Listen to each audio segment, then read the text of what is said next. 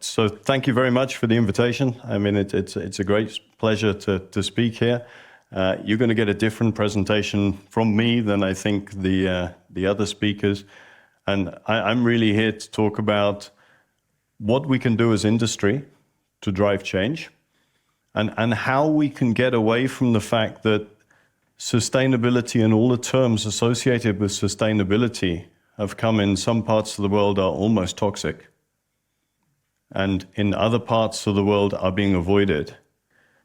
Yet at the same time, the problems that we need to solve are amassing.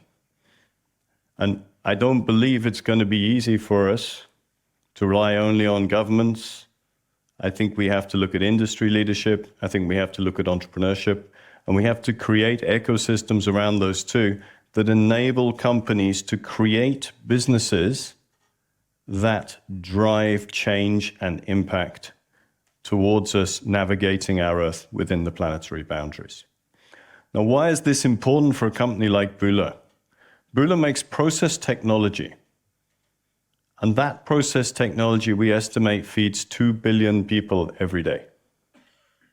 And that process technology includes 50% of the world's wheat turned into flour, 30% of the world's rice, 30% of the world's maize, 2/3 of the world's chocolate, and I can go on, and all the associated products that come from those value chains.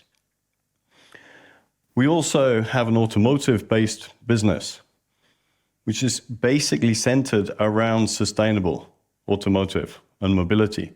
We estimate about 1 billion people a day are moved with products or machines containing technology from Bühler. And we said, look, with that kind of market reach across key niches that touch things as close to us as food security, but also how we use our agricultural land. We don't do agricultural tech. We do the next step after collection points and storage. We have a great responsibility in terms of how we conduct our business and how we use our business reach in order to drive change. So a little bit about the company. Company was born in Uzwil. So I don't know, who knows where Uzwil is? I forgive you all if you know.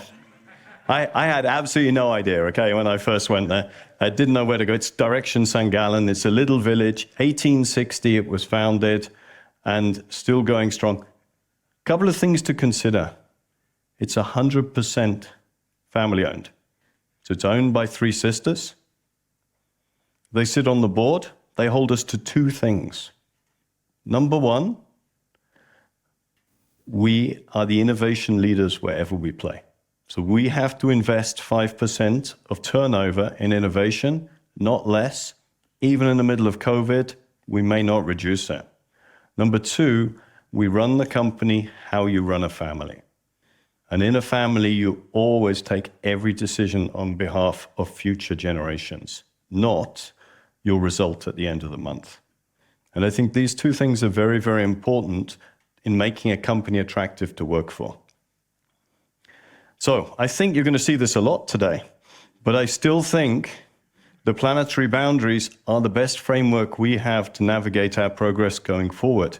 And it's the best because people can grasp it, because you can communicate it, because whether you're the CEO of a company or the CFO of a company or the CTO of a company or a professor, you get it. And this is very, very important. And one of the things that we have to understand in terms of the food system is even if we manage the energy transition, we don't win if we don't also manage the food system. And to very simply phrase the challenge, if you look at the Follow reports from 2019, we need to feed 2 billion more people in 2050 using 30% less agricultural land than we do today. And that land cannot be set aside for real estate and car parks. That land has to be set aside for the restoration of nature embedded in local communities and economies, and the subsequent carbon sequestration, etc., that brings. That's one hell of a challenge, and that's a call for innovation. As a company, we said, what can we do? In 2019, we stood in front of 1,000 of our customers, the CEO and I, and we said this. Most of our company were not very pleased with us, all right? But we said, this is what we want to achieve in our time running the company. So number one, we're going to focus on customers. Why? Customers are what pays us to do our job, yes. But if I look at our greenhouse gas emissions as a company, we procure about 1 million tons worth of CO2 footprint a year. We operate about 100,000. We sell use of sold goods downstream 40 million tons a year of CO2 footprint into the industry. Excluding raw materials used, multiply it by 10, if that's the case. If I want to put my money somewhere, I reduce 40 million drastically, because that's every food company in the world drops their CO2 footprint immediately.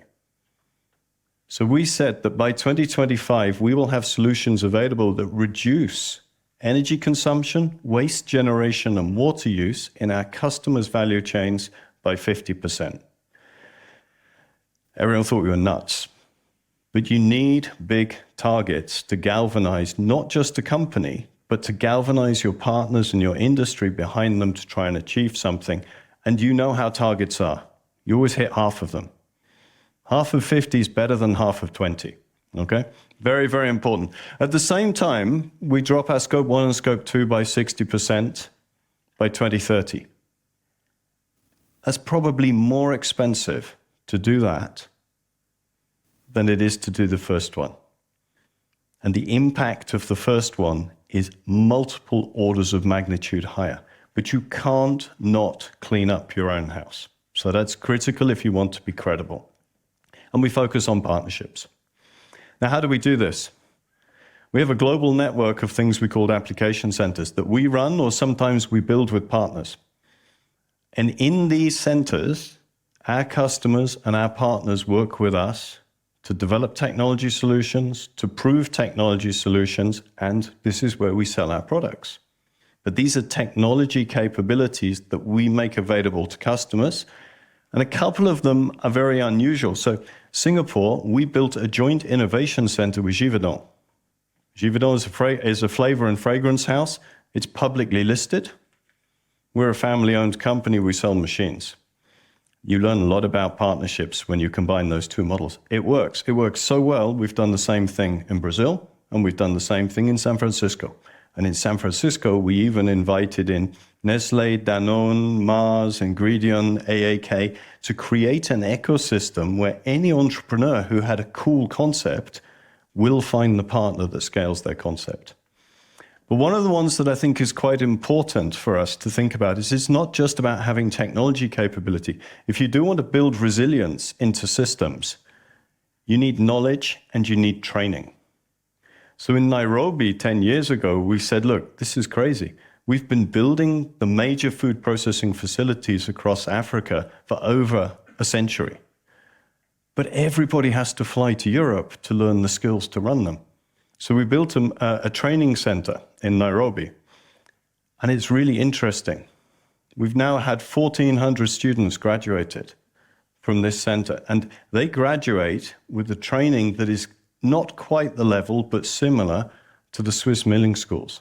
This means not only do they learn how to operate machinery, they learn how to run food processing facilities from end to end. So you train the next generation of leaders who have the technical understanding to be able to run these businesses with less losses, less energy consumption, higher nutrition, etc. And I think this is a very important thing that we do. When we talk about resilience in food systems, I show this example because I believe it's quite counterintuitive. Food parks. The idea of clustering all your production together in one big site. And I was completely against this. I had big arguments with my team. I said, this cannot possibly be more sustainable. Well, do you know, if you cluster the right foods and products together, the waste stream from one goes into the biomass boiler and is the thermal energy for the next one. You have no intermediate packaging loss. You have no intermediate transport losses. You drop the CO2 footprint of everything that comes out of that plant by double-digit percentages simply by planning the logistics intelligently.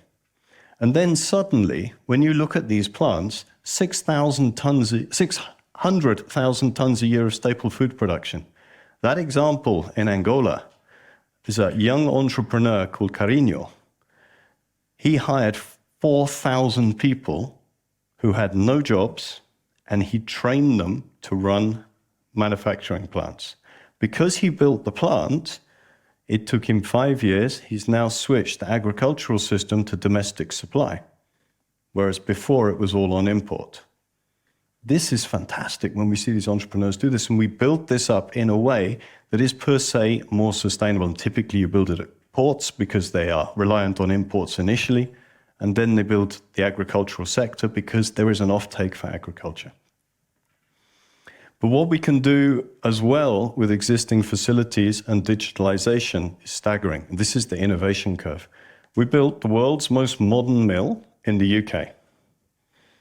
Incredible. You take out 2 floors, you eliminate all the concrete and the cement necessary for 2 floors of a building. You take out all the cables, you go fully digital. We're reducing energy consumption per kilo, again by double-digit percent, on the most modern facility in the world. And then we introduced an entire data layer that we can run that our cool AI kids can play with. Let's put it that way, right? What they do is a bit of a mystery, but it's very cool. The outcome is they get an extra percentage point of EBIT for making the most sustainable flour in Europe. So we make them successful as a business for doing the right thing. Now, of course, we don't do this alone. This is done through building huge ecosystems of startups, VCs, partners, customers around the world. And this is something that's been very, very key to our strategy. We even wrote in to our core strategy in 2016, the leadership skill of partnership is a prerequisite for promotion. You have to learn how to partner. And one thing we did, and it's great that Rico is here because Rico was involved in helping me do this many years ago. In 2015, I was looking to see how do you embed the American gung-ho, we can do it innovation spirit and marry that to the sort of technical rigor but introversion that we have in Europe. And we looked at Mass Challenge in Boston. It's an NGO. We make no money from the startups, nothing. And we decided to bring it to Switzerland, and we said, imagine how many jobs we could unlock if we get this right. And our only KPI was jobs created. So it was pretty good, you know? We've now run 10 years. There's about 80,000 jobs created that we can track by the startups that have been through the program, not because of us. We helped a tiny bit, but these guys have done a fantastic thing. We give them the tools to assess the complete impact of their startups, because we know anyone who works in a big company or has looked at an existing system, it's tremendously hard to make it more sustainable as a retrofit. How do we help these companies build strategies and business models that are sustainable by design? Because they're small enough to shape their decisions and how they move forward. Last year, we had 2,400 startups apply just to the program in Switzerland from 110 countries. This is popular. And it's because we marry them to some of the world's leading corporates who finance this, because startups have brilliant ideas. It's very hard to scale a company. And gone are the days that people are going to throw 300, 400 million at you to build a food factory.